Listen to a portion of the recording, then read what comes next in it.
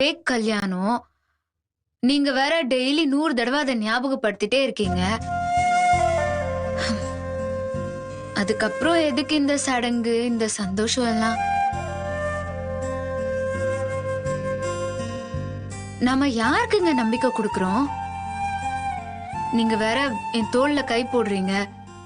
எங்க வீட்ல இருக்கவங்க மேல அன்பா இருக்கீங்க.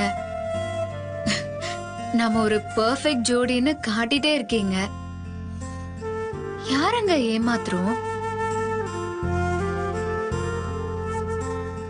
8.5 மாசம் கழிச்சு எல்லாருக்கும் வருத்தமா இருக்காதா?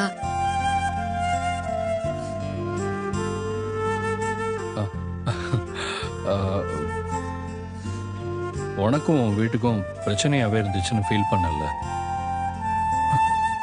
இப்போ அவங்க நம்ம வீடு வரைக்கும் வந்துட்டும் போறாங்க, நீயும் சந்தோஷமா இருக்க இல்ல?